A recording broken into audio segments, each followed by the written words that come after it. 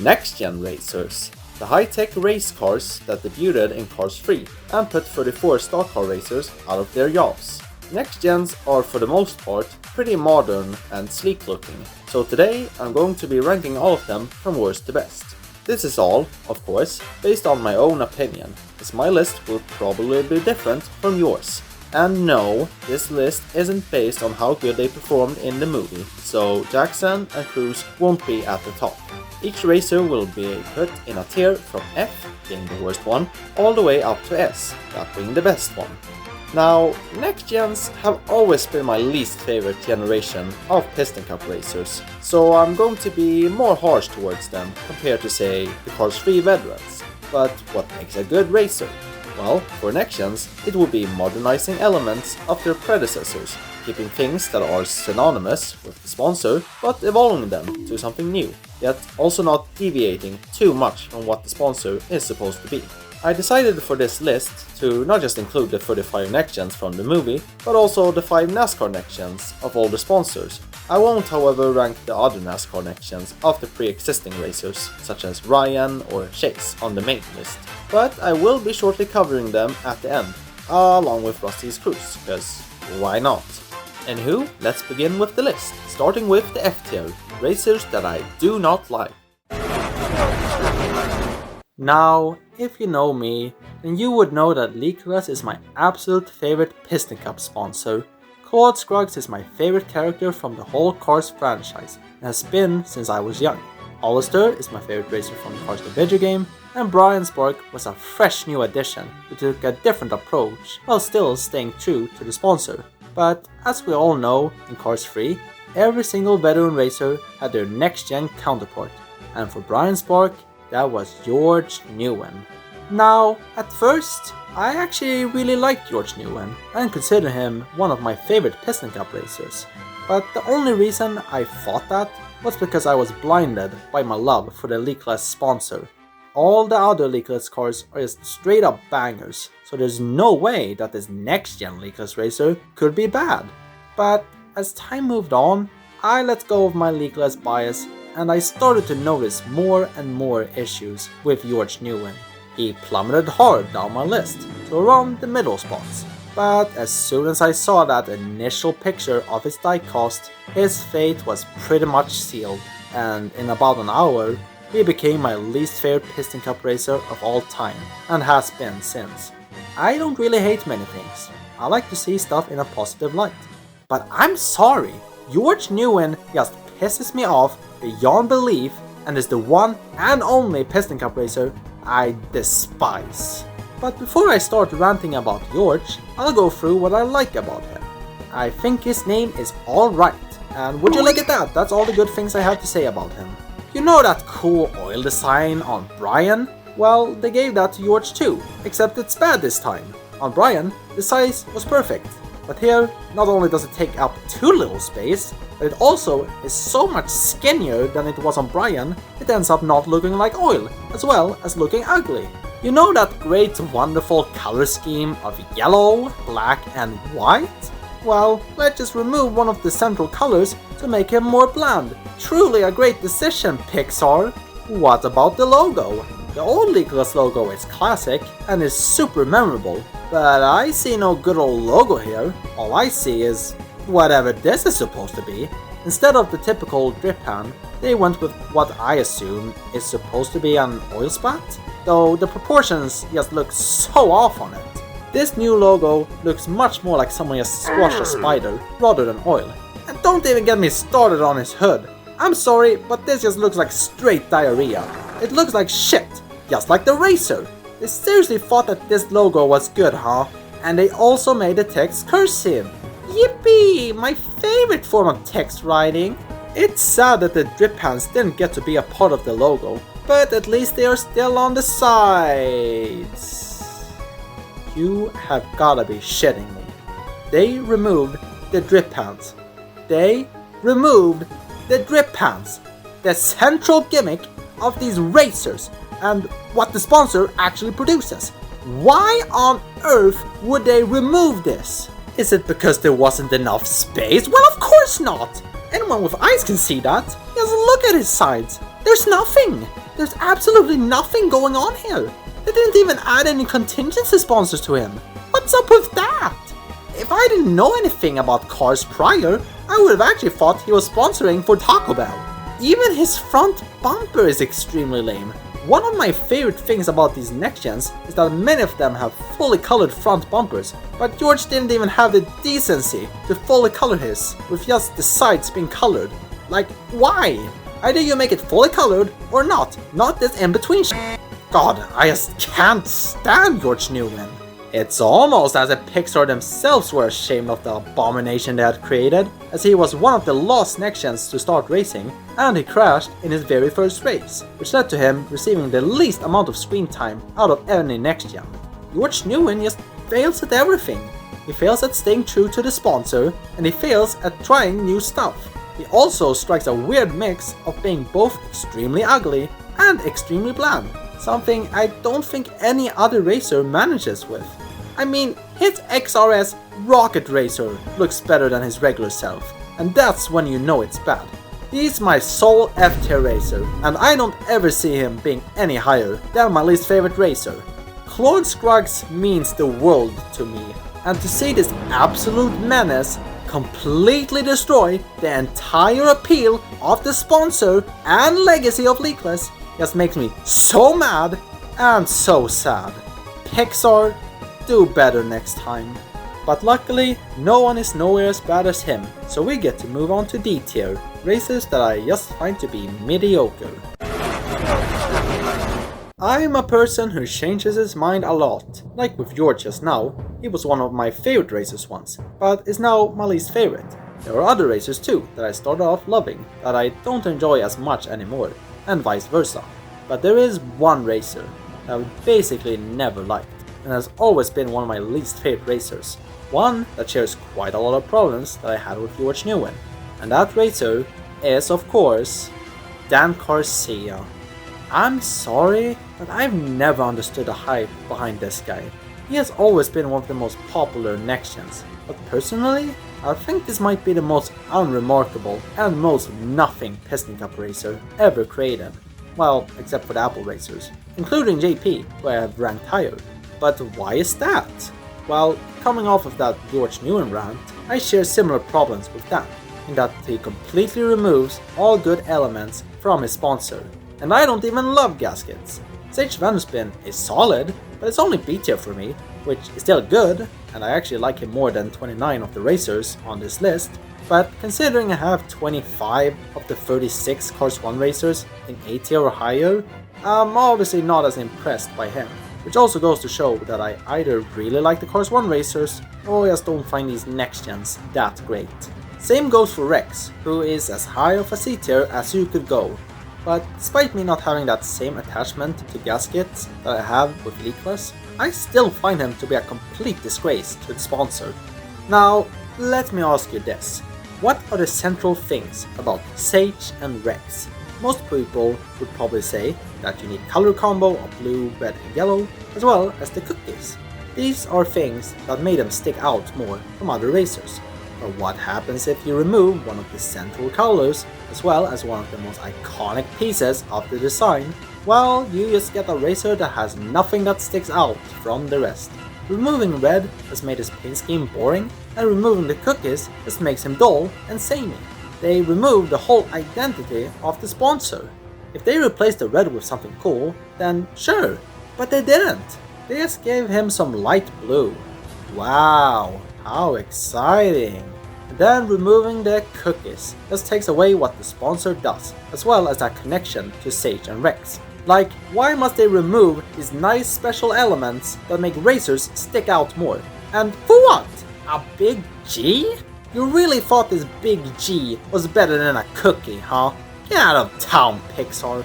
So for being a completely overrated bland racer that ditches the element that made gaskets unique in the first place, I am more than happy to give Dan the 39th spot, as well as the honor of the one racer that I've never really liked.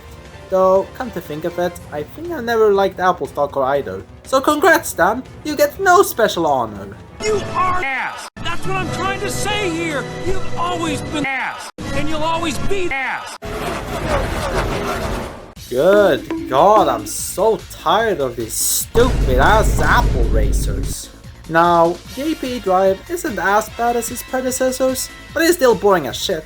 The two things that sets him apart from the other Apple racers is that one, I think Apple fits a next-gen racer much more than a stock car, and the second thing is that they actually gave him a design. It still isn't much, but hey, it's better than nothing. It's still in D tier though. I honestly don't know why the sponsor had to return in this movie. It was a neat little reference in the first movie, but did we really have to do it thrice? 3 generations of basically the same car. Did we really need MacIcar 2.0 and MacIcar 3.0? The answer is N.0. I sure am glad that this sponsor got 2 new racers instead of any new Taco Ment racers. I swear, if they make a Cars 4 and we see another Apple racer instead of like Mood Springs or Tank Coat, I will call Frank to destroy every Apple product I see. Hey, enjoying the video so far? Then make sure to subscribe to the channel, because otherwise you might just end up being Frank's next victim, and you wouldn't want that, would you?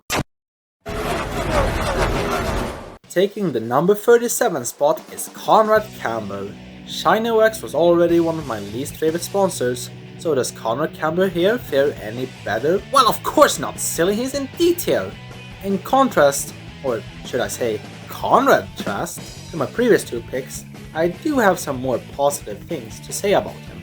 I do like the rings on him, which is a recurring element for Shiny Wax, and I don't mind his darker shade of green. And that's all the positive things I have to say about him.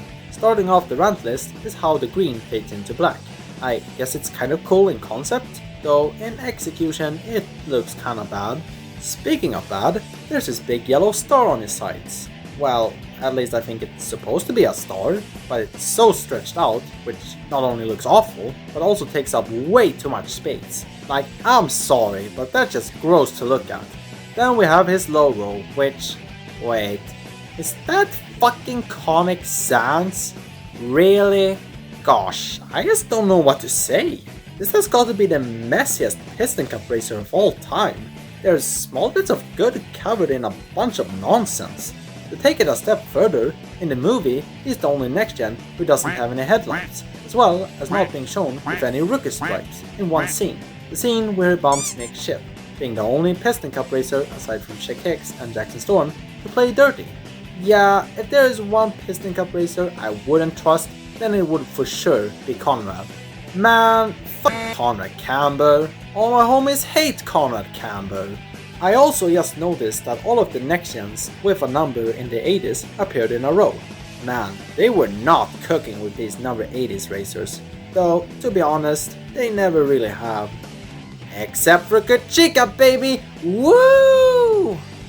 That's it for the racers I don't really like. Now it's C tier time with racers I think are kinda good. Name's Danny, bro. Now we'll come to the meme racer himself, Danny Swerves, or Daniel Swerves as he has sometimes been referred to as. He is the first racer on this list to be based on a real-life NASCAR driver, being based on the real-life Daniel Suarez from Mexico, meaning that Danny here might be our second known Piston Cup racer from outside the US, with the first one being Holingas. He's also the most prominent Next-Gen, aside from Jackson and Cruz, being more heavily pushed by Pixar than even some of the other NASCAR Next-Gens. Danny took over Bobby Swift as the Octane Gain racer, and unfortunately suffers from the same issues that I had with Bobby. Purple is, yet again, the main color, with orange only being secondary. If it was the other way around, I wouldn't have minded that as much, since it is an interesting color combo. His design is somehow even more unremarkable than Bobby's. He has these big OG text on him, which, you're not fooling me, you are definitely not an OG among these Next-Gens, because you started late. So a pretty Mac car that is even more boring than Bobby Swift. Except for the fact that he spawned the Name's Danny Bro meme, and because of that, he is a slight improvement over Bobby Swift. Good job. The 35th spot is reserved for Michael Rotor. Is he related to Krusty Rotor? Who knows, but what I do know is that Michael Rotor is a rather boring racer. Usine was already one of my least favorite sponsors, since they're just kinda boring and easily the most forgettable racers. Michael Rotor decides to stick out a bit more than his predecessors by adding a lot more yellow, which honestly looks out of place. Like, that spoiler sticks out way too much, and not in a good way. I guess his design isn't all that bad though. Let's just move on from this mid-sponsor, shall we? Next is Jim Reverick. Hey, look at that! Just like the veteran racer ranking list, where Carbon Cyber plays last of the new sponsors, it's the same here. However, despite being ranked pretty similarly, I actually find Jim to be quite a lot worse than Rotesta. While Rotesta had a somewhat decent hexagon design, which albeit was done way better by Lanelock, Jim on the other hand didn't even bother with any hexagons, which makes him a bit more dull honestly. One good thing about Bob Rotesta is that his color scheme wasn't really like any other veteran racer, which made him stick out a bit more. That's not the case with Jim, however, since there is another next-gen that pulls off the green and blue color scheme better. I just feel like mentioning this, but before his name was revealed, my fan-made name for him was Joe Racetraff, which is kind of similar to Jim Reverick, don't you think? Like Bobby Rotesta, Jim Reverick certainly is one of the Piston Cup racers of all time. Cam Spinner, who is most commonly known for 3 things. The first thing is that he is sponsored by Triple Dent, which is a reference to another Pixar movie, that being Inside Out. Secondly, he was in Cars 3 Driven to Win, as a playable character. The third thing is that they gave him incorrect black eyelids on his diecast, both on the Mattel and Disney Store version. Wait, am I just copying what I said about Terry Cargas? His design is decent enough, with the mint leaves, which does feel kind of redundant, considering we already have Spearmint as a sponsor. The color scheme is also fine, but doesn't really stick out that much in the huge void of blue racers. They could have made his front bumper white to make him a bit more interesting. Honestly, I think every next-gen should have had a fully colored front bumper. Lastly, he is responsible for the crash at the Florida 500, taking out several cars from the race, which is unfortunate, though he did shorten George Newman's screen time by wrecking him, and for that, I salute you, Cam. What time is it? Well, it's Aaron Clarker time, of course. I think the AV Apex was pretty solid. He had a great design with an okay color scheme. Bashman was the inverse, by ditching that great design in favor of a much nicer color scheme with way more red. Gigi Casanat is a perfect mix of the two, by having Dave's great design and Bashman's great color scheme. Aaron Clarker follows in the route of Bashman and TG by adding even more red, but at this point he is way too red, like bloody hell. The design is fine, does keep the plus and minuses, which are now all over him. I think if the red would have been toned down more, then that would have been better, because this is just a bit too much. At number 31, I have Eric Breaker. He races for Synergy and replaced Lanelock. Much like Lanelock, he has that hexagon design all over his body, which is definitely my favorite part of him. The colors are the part I'm rather mixed on. I'll start off by saying that I like the color scheme with the green, yellow and blue, just like Lane. And while I do like the colors chosen, I don't think they were used all that well. Lanelock, who had a similar color scheme, made the colors flow really well together, but on Eric, it just looks kinda messy.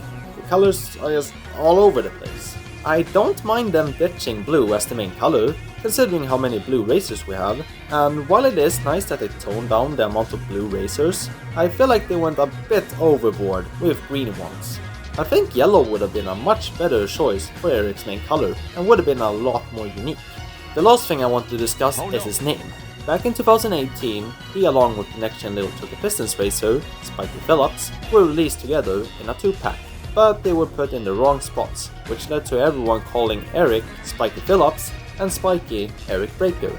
And still to this day, I think these names fit them a lot better. This absolutely looks like a Spiky. Nearly missing the bottom 10 is Cruz Ramirez, one of the main Next-Gens. She is sponsored by the famous Dynaco, bearing the famous number 51, which is a reference to the legend himself, Ruby Easy Oaks.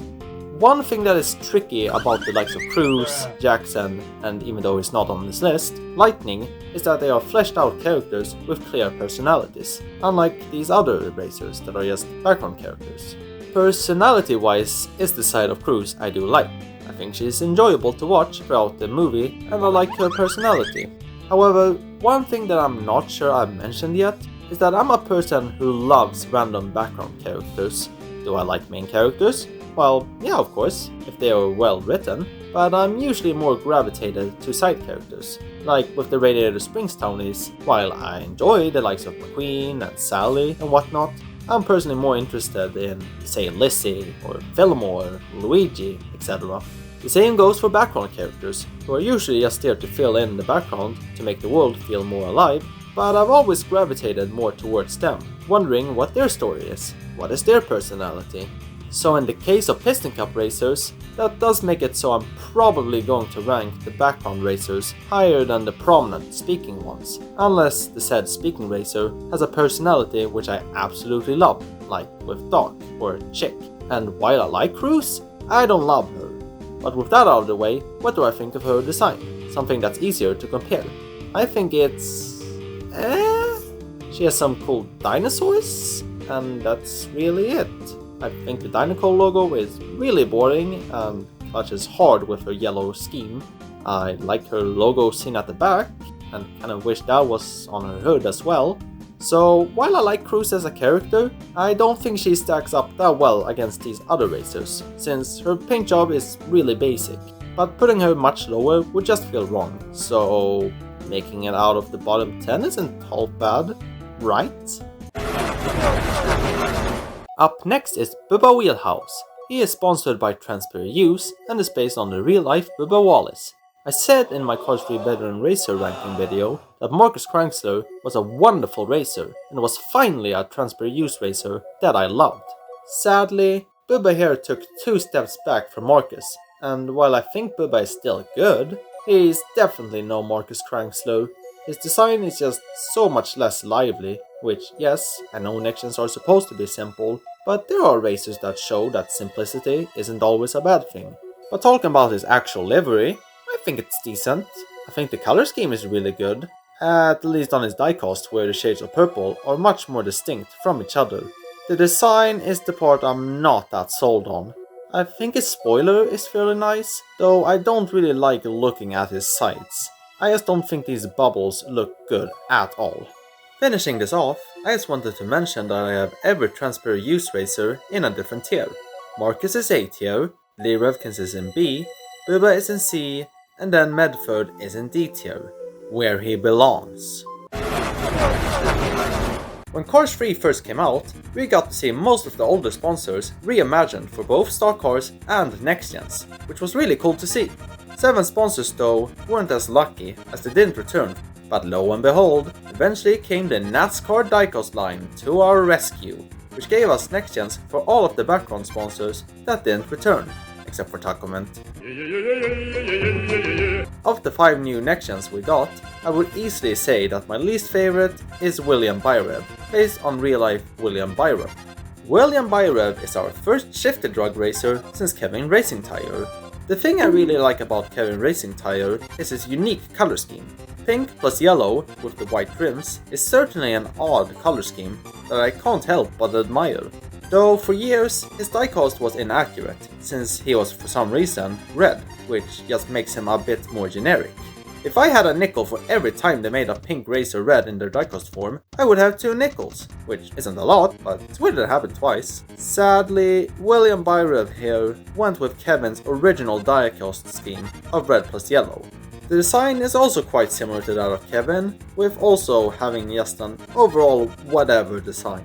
I still like that they kept the shifty font from the original logo, which is something a lot of these NASCAR Next-Gens do, where they don't have as modernized designs as the movie Next-Gens. I also like that the gas cap acts as the eye design seen in Shifty. Oh, Spiky Phillips, do I have feelings about you? Spiky here was actually for a really long time not only my least favorite Next-Gen, but my least favorite Piston Cup racer in general. I have grown to appreciate him more over time, and I actually like him now. though I will say that he might be the Piston Cup racer that I have the most mixed feelings about, because there are things I really like about him and things that I absolutely dislike. Spiky here is the next-gen racer for Little Torquay Pistons, which is mostly where my problems show up. Little Torquay Pistons is up there as one of my favorite sponsors, and all of the races prior are all S-tier bangers for me. And that's my main issue with him.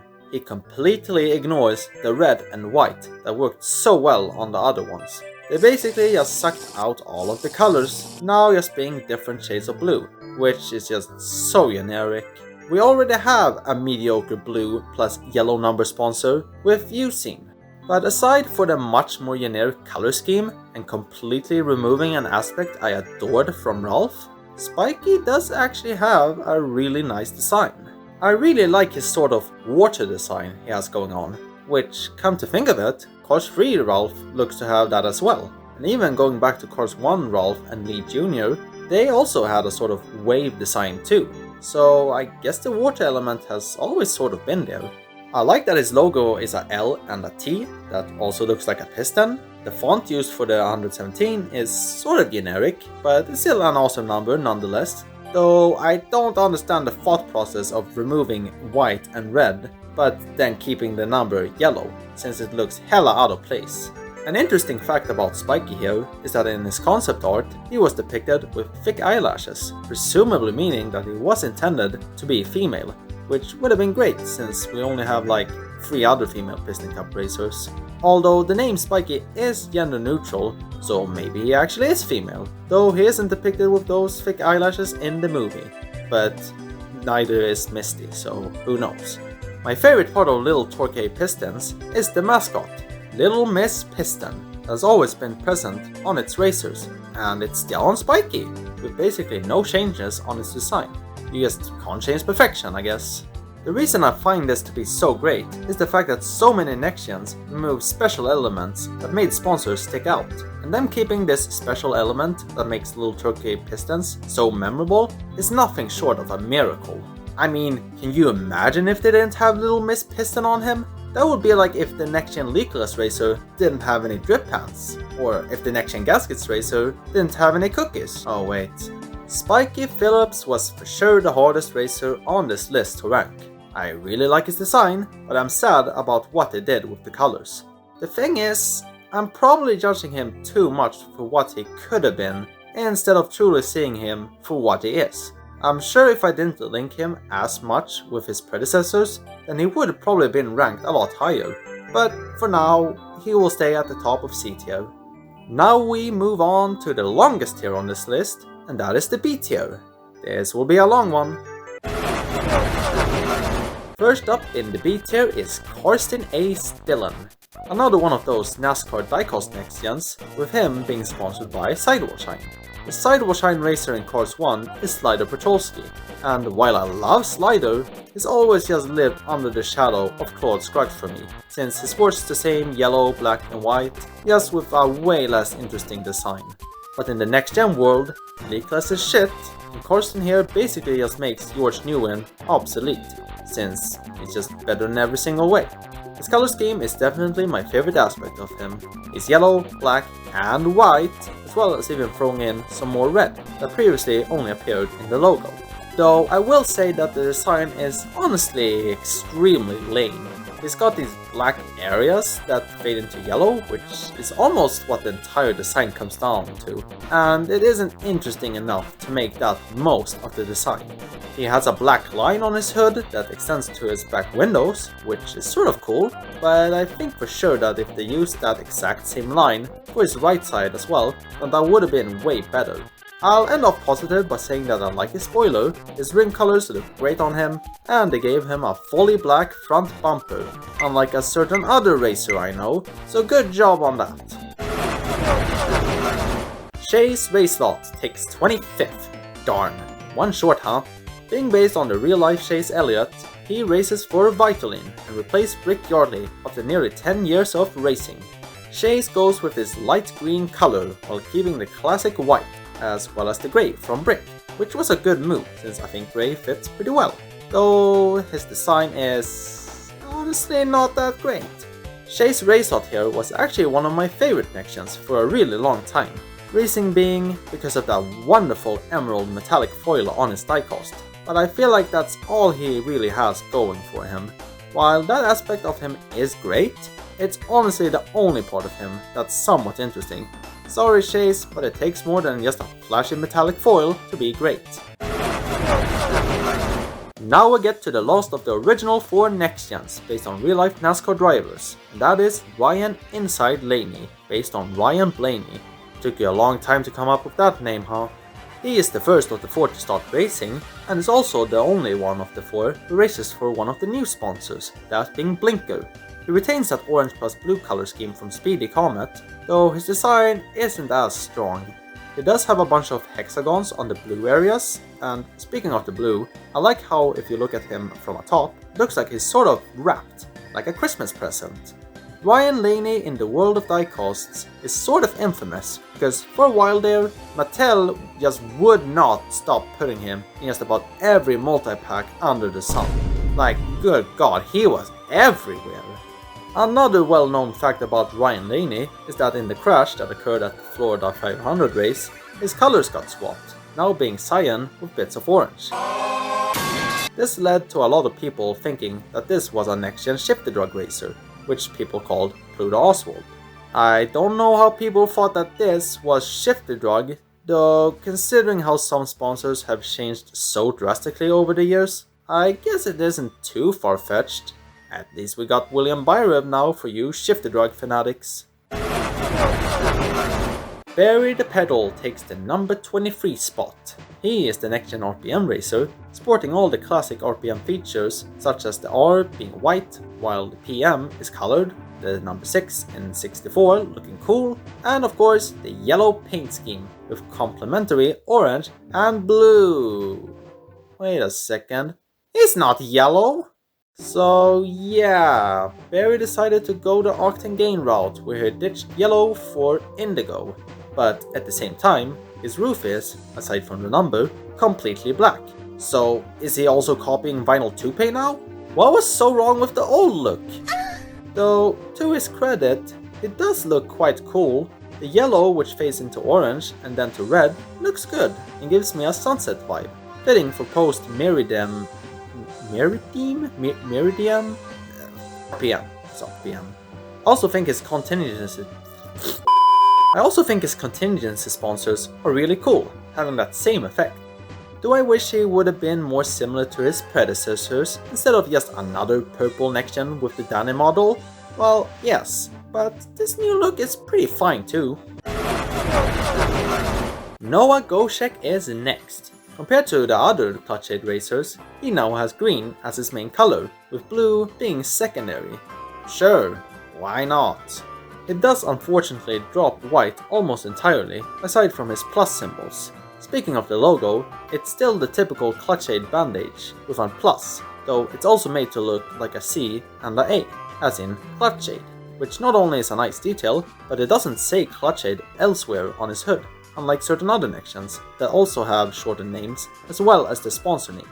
All of those pluses can be seen throughout his body. I also think he has some of the best expressions out of any Next-Gen. I was actually in a news article once, and when they were gonna take our pictures, I tried to imitate this Noah picture, though it just ended up looking like I was doing a duck face. Thanks Noah. All in all, pretty solid, though I think the colors could have been a bit more intriguing. Is he a step up from Dino? Yeah, I'd say so, but still isn't better than Kevin Shiftright. 1, 2, 3, it's Jonas Carver's. After the wonderful thing that was Cars 3 Todd, they decided to go back to their roots and make Jonas a lot more similar to Todd Marcus from Cars 1. A bit sad, but hey, I love Todd in Cars 1 as well, so I don't mind this. Though what we got could have been a whole lot of a heck better. Starting off with something positive, I like the shade of red they gave him.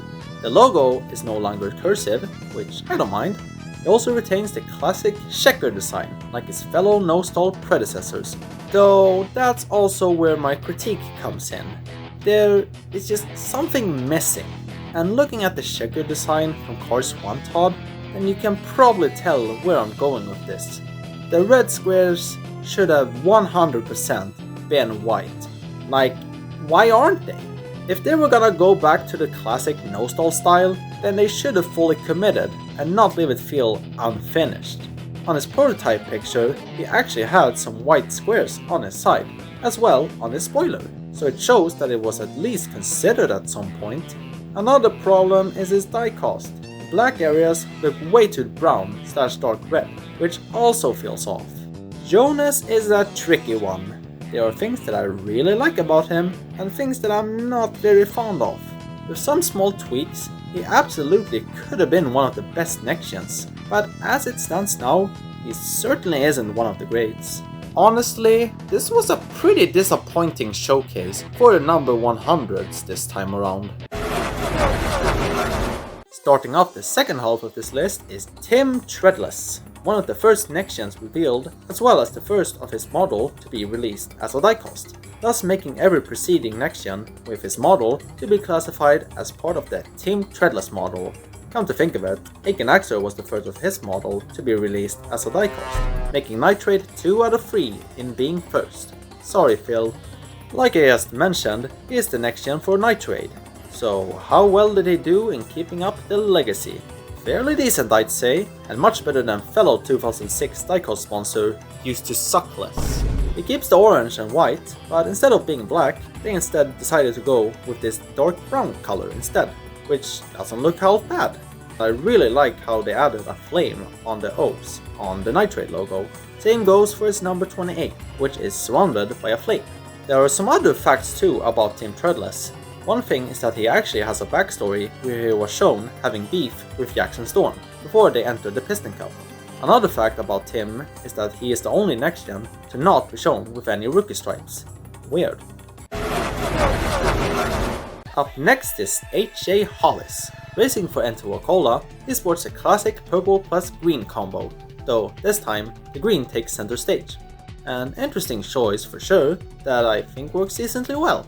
I think he would have looked a lot better if the green and purple swapped spots, but how he looks now certainly isn't bad either. It does seem that Pixar finally wanted to give an N2 racer some screen time by being seen well and clear in a lot of scenes, unlike Manny and Parker, who were both pretty obscure in the scene department, and the N2 racer from Cars the video game, not even existing. Next up is M. Fast Fong. That's the name you decide to go with? M. Fast Fong. Well, at least they gave him an actual name.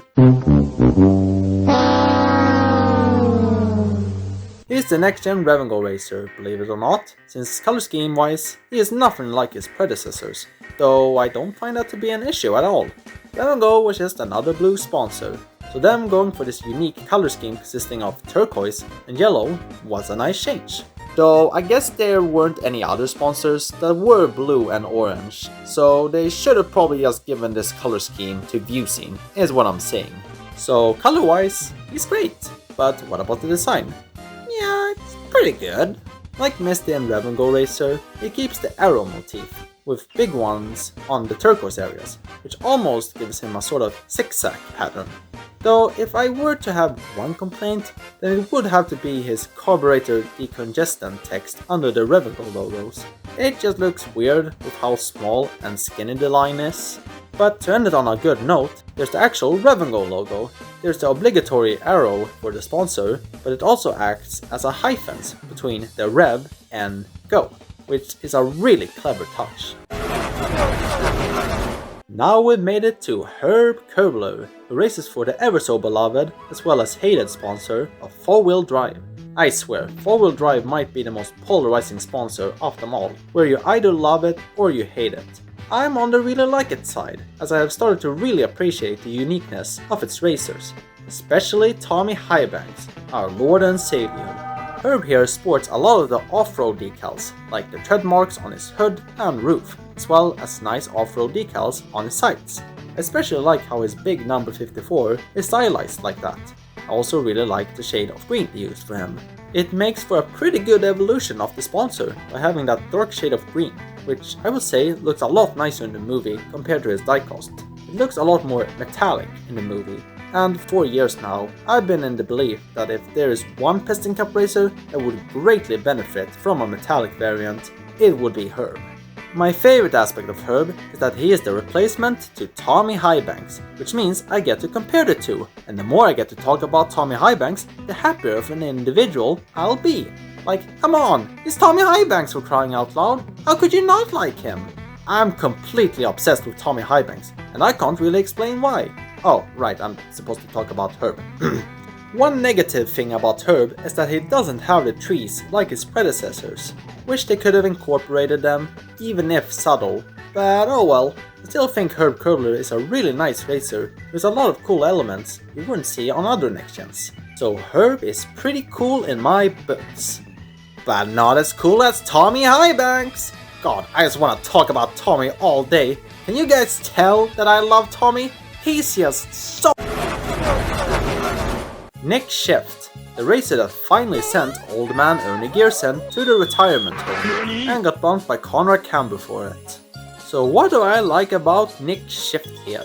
His mint leaves are kinda good looking, and I like his shade of blue, and I like his snowflakes, which also sort of look like arrows, which is cool. Get it? Cool, as in the cold, and winter, and snow. His diecast definitely isn't the greatest. Its blue doesn't look bad, though it is way off from the movie. Although they did give Cars 1 Ernie the wrong blue color as well, so I guess they just suck at making spearmint racers and members accurate. I kinda wish that he would have had more snowflakes on him, just like Cars 3 Ernie. They could have just made it sort of subtle, like with the pluses and minuses on Aaron, because I think more snowflakes just would have been really nice. Get it? Because if you remove the N in nice, you get... Flipping over everyone up until this point is flipped over. What the f did I just say? Well, obviously we had to start off by talking about his name. Flipped over, as in flipped over. Now, I don't care who you are, that's funny right there. Huh? He has such a goofy and on-the-nose name that I just love it. Name aside, I really enjoy his color scheme of pink and white, with the latter being a lot more prominent than on Jimmy Cable's, which I think is good. His design, in general, is just better than that of Jimmy, going more wild on the road portion. Another thing I wanted to discuss is his diecast. First off, they gave him the correct color, unlike Jimmy. The second thing is his Thailand diecast, which got an entirely new expression. Just about every Next-Gen has this determined expression, which is true for his initial release, but on his Thailand version, he got this more sadder look, almost an uncertain expression, which I really like since that makes it stick out more. Aren't you gonna cut me out again? Thanks for making this awkward, editor. Wait, I'm the editor. Great, now this is even more awkward. Well, while we're here, I'll guess some more about his name. The name flipped over. At number 14, we're going back to the NASCAR Next-Gens with Go-Go Logano this time. Wait, Go-Go Logano? What kind of a name is Go-Go? It's based on real-life Joey Logano, but Go-Go is really not a good pun on Joey. Weird name aside, he races for good old Fiber Fuel. Rush Kerber is one of my favorite racers from the first movie, as well as possibly the most hated Piston Cup racer of all time. Really unfortunate since Rush has a really unique design, as well as a wonderful color scheme. But how well does Go-Go here hold up? Well, he's definitely no Brush Kerber. They kept the wheat design from Brush, but now simplifying them, which makes sense for a Next-Gen. I also really like his color scheme, for the most part. Everything that isn't related to the color red on him is absolutely great, but the red areas, I'm just not a fan of. Rush Kerber had a nice amount of red, not too little, but not too much, but Go-Go goes way overboard with it. The logo, red. The number, red. The front bumper, red. The spoiler, red. The trim color, red. Even the bloody contingency sponsors are red. Sorry, but this is way too much. The contingency sponsor did not have to be red at all, and I think his spoiler would look nicer if it was that light yellow seen on his hood and roof. It also doesn't help that the Fiber Fuel logo on his hood, as well as his number 22 on his sides, are absolutely humongous. making the red even more noticeable. I'm not opposed to giving him more red, since evolving and changing the sponsor is realistic, it's just it should have been toned down more, since besides the overuse of red, I think Go-Go Logano is really cool. So, Sheldon Shifter is a racer I think is heavily slept on. For a while when Cars 3 came out, I thought he was a complete mess and was my least favorite Piston Cup racer, but slowly but surely I've started to appreciate him more and more. I think his color scheme of brown, turquoise and white is actually quite interesting, and it all fits really well together. He looks so chocolate minty, and that's lovely. We did get a somewhat big change from Murray Clutchburn 1 and 3. He kept the turquoise and white, but swapped out the orange for brown, and made that the main color. And considering how many green Next-Gens we have, as well as only having 2 other brown racers, none of which appearing in Cars 3, I am totally down with this change. I think the design is pretty solid too, with these rectangles. One thing I hear so many people complain about is his spoiler. In the movie, it's brown, while on his diecast, it's an inaccurate turquoise. I personally think that his turquoise spoiler is 100 times better than the brown one. It just sticks out more and contrasts better with the rest of his design. Next is the big bad himself, Jackson Storm. Like I said with Cruz, I much prefer side and background characters over major ones, though there is usually one exception for me to this, and that is villains. I love villains, and they are usually some of my favorite parts of movies. Chick Hicks is one of my favorites from Cars 1, since he serves as a threat to McQueen's gold, as well as being totally hilarious. Though I can't really say I enjoy Jackson Storm as much as I did with Chick. And of McQueen's 3 major rivals, I will undoubtedly say that Jackson is my least favorite, even being totally obliterated by Francesco Bernoulli for me, despite Francesco not actually being a villain. But that also comes down to the fact that Francesco, just like Chick, was utterly hilarious, which I just can't say about Jackson. Despite me not enjoying Jackson as much as Chick, I still like him. I like that he's basically just McQueen in Cars 1, being the new hotshot rookie who is whooping everyone's rear ends. And I find him to be really cool too. He's shown to be much calmer than Chick and Francesco, until the end that is. He is also really sleek looking with that model and his paint job. He is mainly black with some really nice blue elements. There isn't really much to his design except for those big blue S's, but I think that is a good thing. I think having a really simple design fits him perfectly and is exactly what they were going for. His number is also interesting, being 2.0, which I kind of see as him being a McQueen 2.0, though I think it's technically supposed to be number 20, just that it looks like 2.0. And it isn't even always clear in the movie, because sometimes it's displayed as 02 and sometimes as 20. The last thing I wanted to mention is that in a story that takes place before Cars 3, it's mentioned that Jackson Storm was a cyber sportsman who made a living playing video games, meaning that the villain in Cars 3 is in fact a gamer. I mean, look at him in this scene. This is definitely gamer rage energy. Truly hilarious. Hey, I guess it's funny after all. Barely missing out on the top 10 is Richie Gunsett. I thought his predecessor, Floyd Mulvihill, had an amazing design, only brought back slightly by his somewhat mid-color scheme. Floyd had some dark blue, almost purple elements, which now turned into dark magenta. Neat. I will start off by saying that he has a really good color scheme, now with the magenta being there. As a trade-off for this, I think his design is just good, but not phenomenal. I like the logo still being a capsule pill, and the gas and Prin being on different sides. I like his spoiler being yellow, with gas being colored with magenta, and Prin being colored blue. I like these lines that go from one side to the other, which reminds me of another Next-Gen that pulls it off quite a bit better. So I'd say that he has made a small improvement in the color scheme department from Cars 3 Floyd, but a big step down in the design department. I mean, just look how many pills there are on Floyd. Just look at them all, and then compare them to Richie. Yeah, nowhere as fun. Anywho, that was the last B tier, so now we finally move on to A tier. It's top 10 time, which starts us off with Chris Roman. darn it, you missed your number again. One of the new sponsored racers actually made it to the top 10 this time. Much like Chip Gearings, he is also, in my opinion, the best of the new sponsored Next-Gens, so there's no doubt in my mind that Combustor is the best of the newbies. I've always really liked Chris Roman because of his pixel design seen throughout him. I like video games, so of course I would like this aspect of him, and I think it's used the right amount too. The colors are fine, basically the same as Chip, but removes most of the white.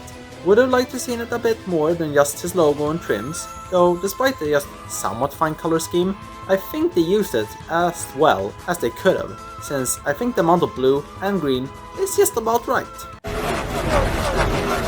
Of the sponsors that didn't return in Cars 3, I would confidently say that Retread was the saddest loss. Paul Ingas is one of my all-time favorite Piston Cup racers. Like, what's there not to like? He has an amazing design, I like his backstory, and of course, he has an excellent color scheme, especially with that lovely shade of lavender. So when I heard we were getting a Retread Next-Gen in the NASCAR line, I was beyond thrilled. And then we got to see him, and... No! Yes! Mattel here with yet another blue Next-Gen racer coming to the stores. What was so wrong with lavender? So yeah, I was pretty disappointed when I first saw Eric Almer rolling here, ditching that unique color combo and instead going the Turner route, another Retread car that also decided to be a generic blue.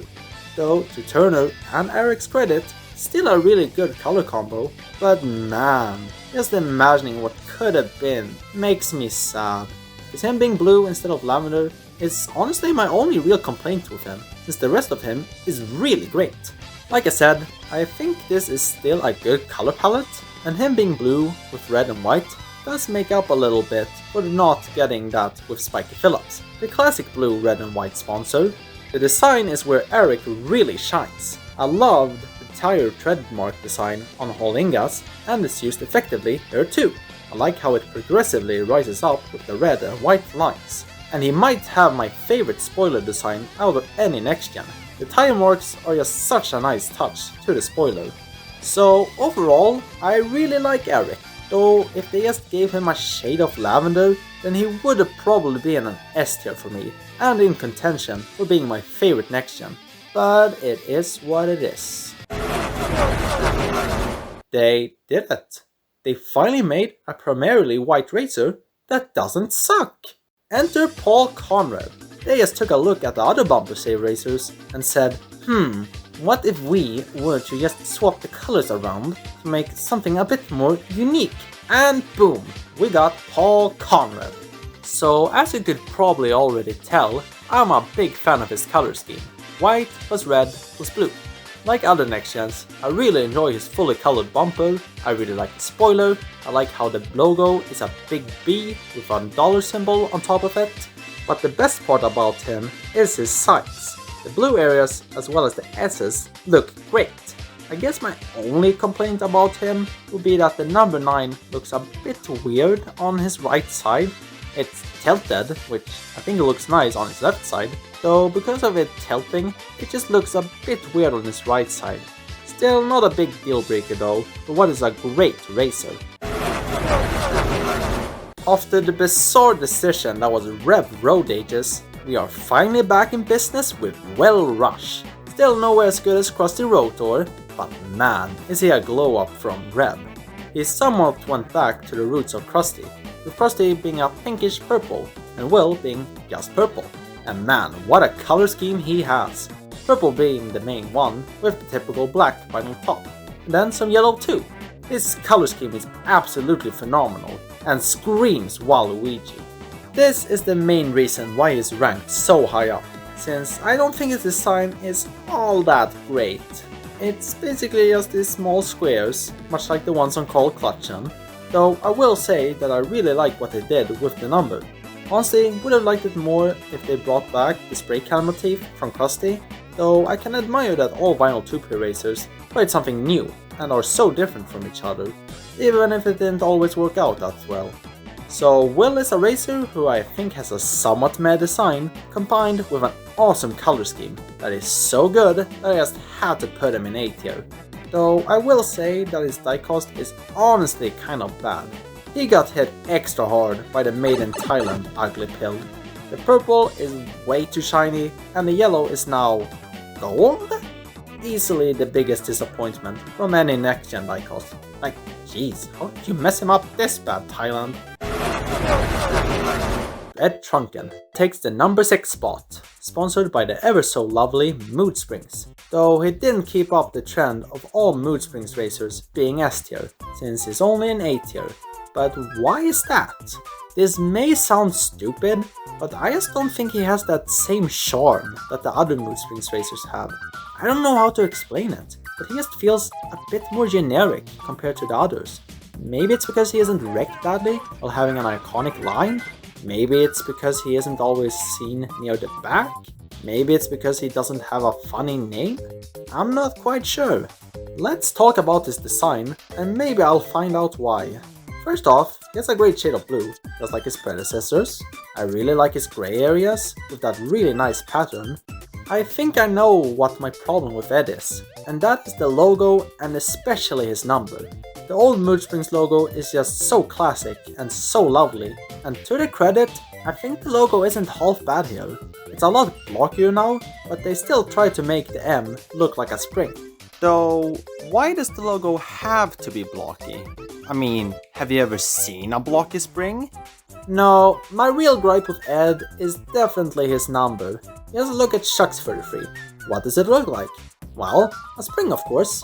That said, don't fix what isn't broken, and it's the same there. Then there is Banks, who had a challenge to make a 4 look like a spring. And even if it doesn't look as fine as the 3, I still think it looks great. Ed on the other hand, yeah, no, this does not look like a spring at all. Now, yes, the symbols on Ed are much more blocky than that of the other Mood Springs racers, so it would be a tougher challenge to make this look like a bendy spring as well. But these are professional designers from Pixar we are talking about here. Surely they could have made something that would have worked. Though someone over there did design George Newen, so maybe they're not that professional, huh? The number that was one of the best features on the other Mood Springs racers is just now kind of generic, which is unfortunate. But besides that, I still really like Ed. Entering the top 5 now, we start off with Rich Mixon. Rich is honestly pretty similar to Nick Shift and Spiky Phillips, where they were like, hey, what if we made this racer only have one color with different shades of it, but this time making it pink? And honestly, that just works for me. I think his design is pretty solid, and just being different shades of pink ends up looking really cool. Some noteworthy things about Rich is that he surprisingly encouraged Free Driven to win.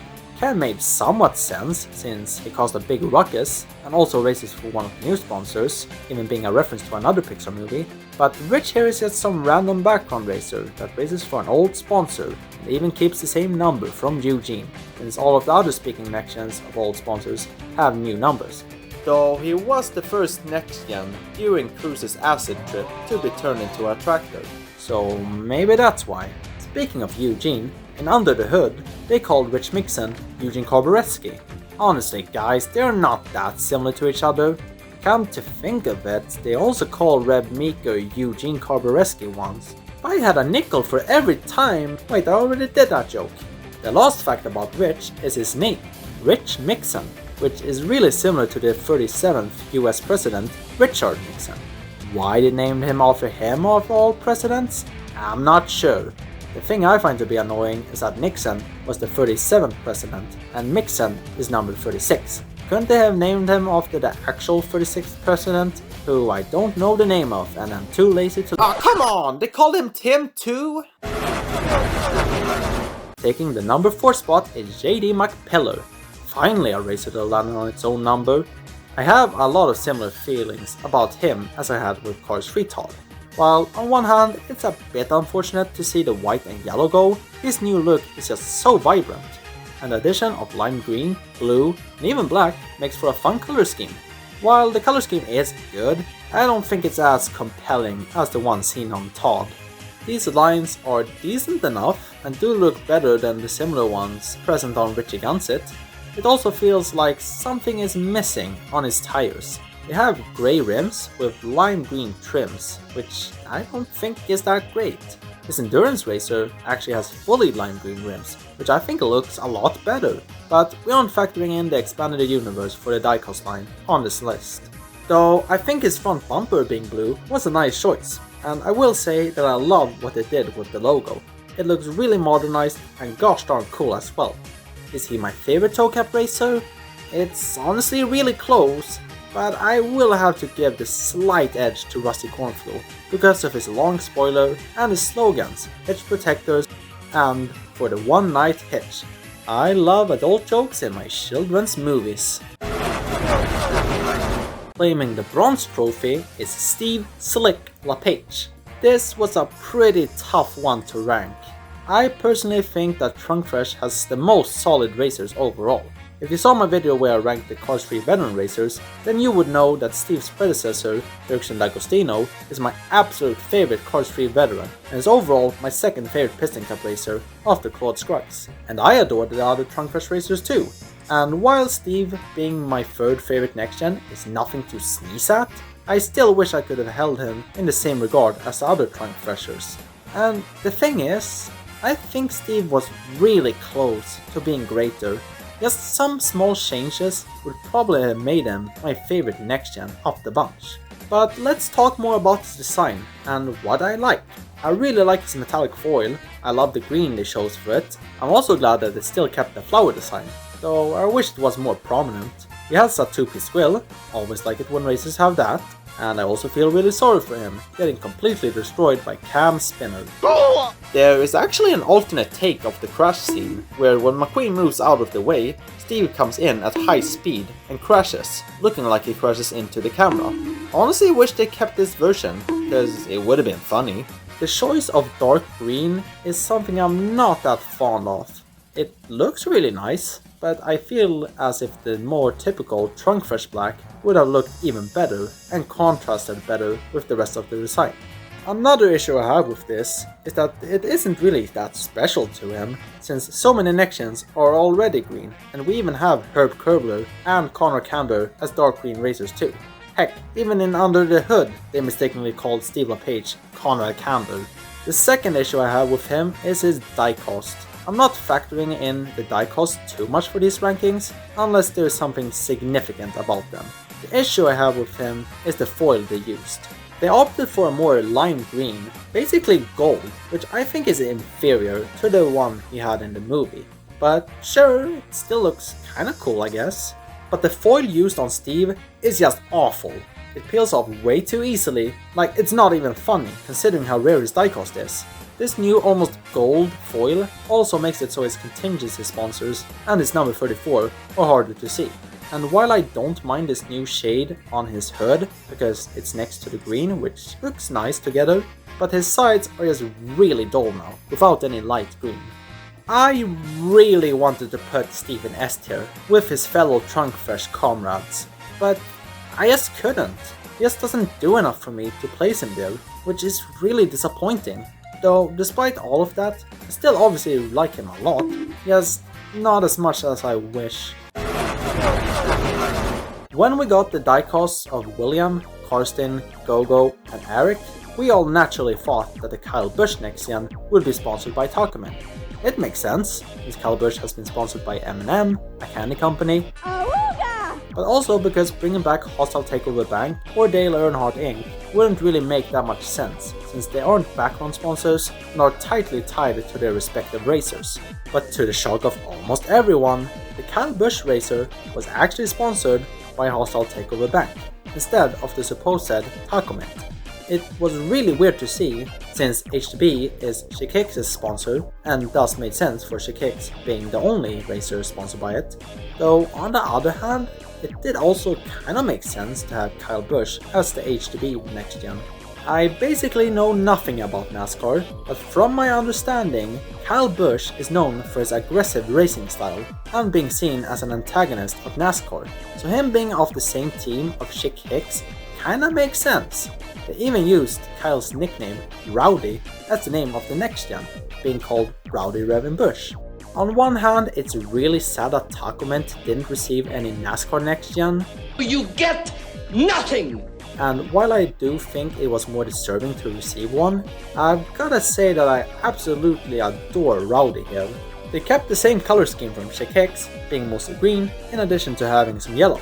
No yellow rims sadly, but I do really like his yellow bumper though.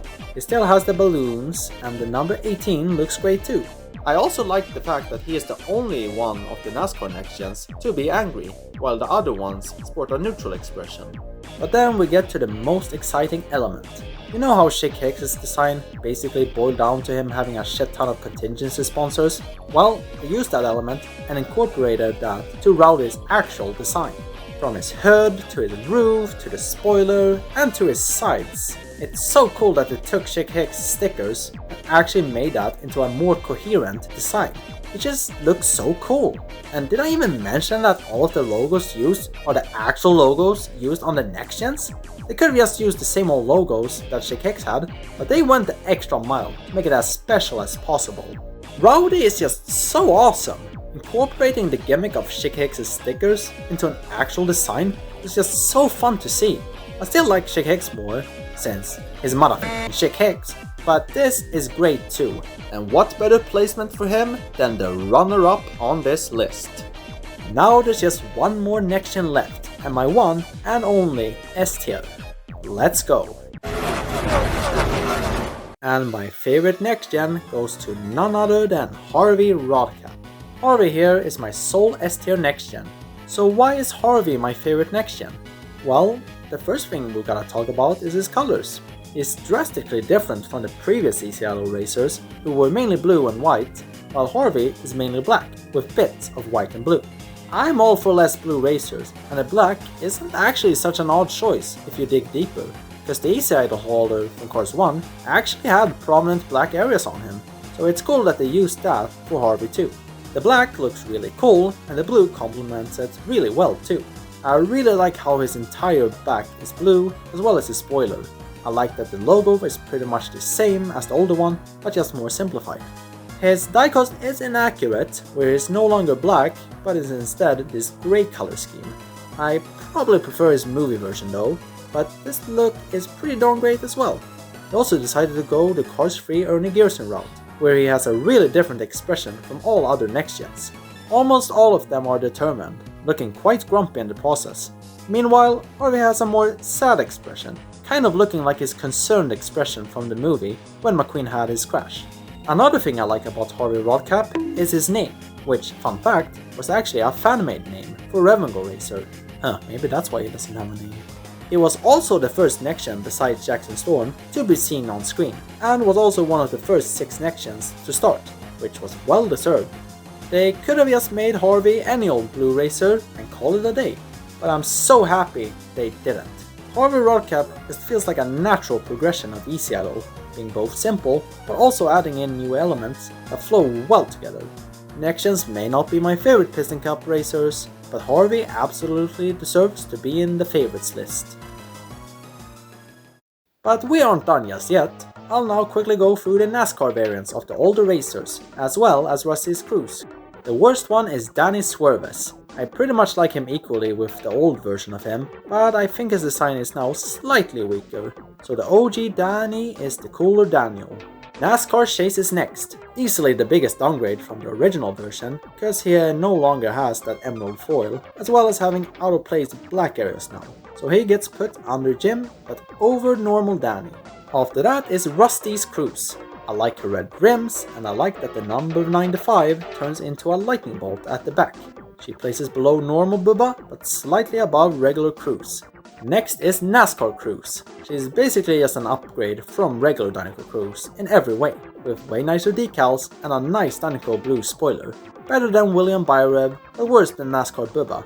Oh, whoops, I guess I just spoiled my next placement. Yeah, Bubba gets put above NASCAR Cruz, but below Spiky Phillips. He doesn't have as many colors as regular Bubba, but the colors they chose were a lot better. The purple looks good, and the bubbles look way nicer now. Though the sponsor is for some reason now called Torque Berry Juice. Don't know what that's about. The second best one goes to NASCAR Ryan Laney. His design is better now, and they use the color blue more efficiently too. His rims are lamer though, since they lost the blue, but I like that the font of the number 12 is similar to the one used on Speedy Comet, much better than the font used on regular Ryan's number. He is above regular Ryan but below Barry. The best one is NASCAR Jackson though. His design isn't as coherent as his regular self, and the decals are also lamer, but the regular Jackson was already ranked way higher than the rest, so this one also claims the honor of best speaking NASCAR Next-Gen. I'd put him above Herb Kerbler, but loses out to Nick Shift.